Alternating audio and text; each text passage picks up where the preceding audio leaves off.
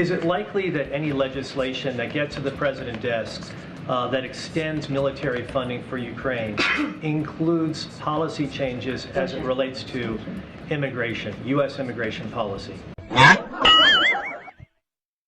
Look, negotiations are currently happening. Not going to get into hypotheticals from here. I know, but is it likely? Which is a hypothetical. I'm going to let the negotiations happen. Not going to get into specifics from here. Going to let the negotiators do their work. And once we have certainly once there's something to share, we will share that. President Zelensky spent a full day here in Washington yesterday. He had an all-senators meeting. He met with the House Speaker. He met with the President.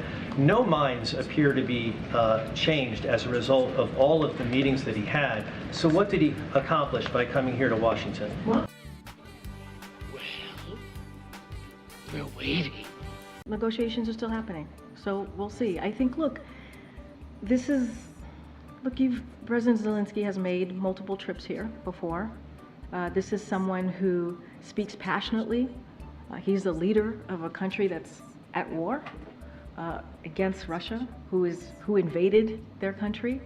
I remember listening to him talk about what they're going through, the children, the people, the folks who have lost their lives, who have lost everything. I mean, who else is it better to hear from directly than President Zelensky? And I think it was an important visit for him to be here. I think it was incredibly important for him to talk to senators, for him to talk to House members, for him to stand like right here in the White House next to President Biden to answer your questions and to speak very forcefully and passionately about what's going on. Almost 2 years. Almost 2 years. Just think about the lives that they've lost. But yet, they fought very bravely, very bravely. And so I think it was good that President Zelensky, the president was happy to host him here and have a conversation with him, and I think it was important for him to be here. Question on wig, please. Does the White House have a plan to address what is likely going to be a wave of legislation in state houses next year restricting LGBTQ rights and gender-affirming care? For example, there's already more than 20 of these kind of bills in Missouri. I mean, look, we saw something very similar just last year, right? In the last, I wouldn't say last year, but in the last state legislative session, where more than 400 anti-LGBTQ bills, many were anti-trans bills that were introduced, and we were very forceful. The president was, I was from here calling that out. Of course we're concerned. Of course we're concerned with any community is under attack. And so, you know. Oh, right. What the president is going to continue to do from here, he's going to make sure that we work to advance equality for the LGBTQ plus community and protect civil rights, which is something that he's done. He's signed executive orders to do that from the federal agencies to make sure we protect LGBTQ families, and you know, he's going to continue to ask Congress to pass the Equality Act. And Department of Justice certainly has worked towards challenging these state laws. And so that is something that he's certainly going to, his administration are going to continue to fight on behalf of this community. So are we concerned? Absolutely. And I said 400, there is actually more than 600 state legislation that was filed in the last session. So yeah, that's concerning. And that's sadly a historic number, and something that we don't want to see. Go ahead. What? Thank you. Thanks, Karine. You said that President Biden was familiar with what his son was going to say on Capitol Hill. If I called my dad and said, I am about to violate a congressional subpoena, he'd probably say, son, you shouldn't do that. Was there any attempt by President Biden to talk Hunter out of it today? Can I call your dad Steve? Call him Dad, usually. Look, I don't have anything else to add. The president was familiar with what Hunter was going to say today. You know, look, he's proud of his son. He and the First Lady are proud of his son, how he's rebuilding his life back.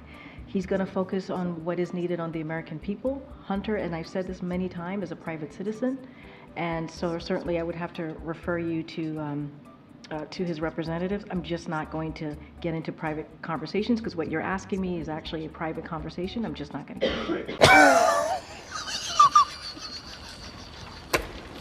First briefing since Hunter was indicted again in Los Angeles. Why doesn't President Biden just pardon him?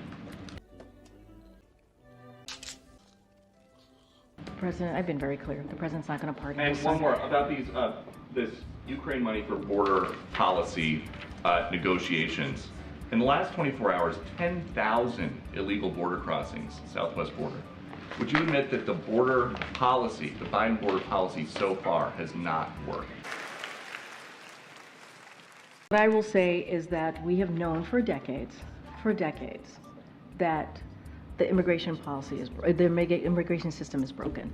We've said that over and over again. That has been Republican administration and Democratic administration. That is not unheard of. That is what we have seen for the past couple of decades. The president has put forth a comprehensive immigration policy legislation on his first day to deal with this issue. Republicans refuse. They refuse to deal with this issue. It's been almost 3 years since he put forth that legislation. So we're going to do what we can do from here, but we have said this is something that needs to be dealt with in a bipartisan way, Wow, that was good TV. 1,000 of these illegal border crossers every day are getting away to parts unknown in the U.S. Does the president think that is a national security risk? Here's what I'll say. One of the ways that we also have to look at this is what congressional Republicans have refused to do. They refused to support previous requests from the president. What they've asked to do actually hurts the issue, hurts the problem that we're seeing at the border. They said no to border agents. They've said no to new technology to fight fentanyl. They said no to additional troops. And they voted on eliminating 2,000 Customs and Border Patrol agents. That is what Republicans have done. The president is asking to do this in a bipartisan way, to find some compromise to deal with an issue that hasn't existed for decades now. Are you okay? I'm fine. I just threw up in my mouth a little bit. I'm gonna take one more question. Go ahead, Jared. Has there been on that issue any discussion about separating out at this point Ukraine money from the rest of the security supplemental? I'm just not going to get into negotiations from here. I'm going to let the negotiators have the conversations. I'm just not going to do that from here. All right, thanks. We'll see you tomorrow, folks. Oh!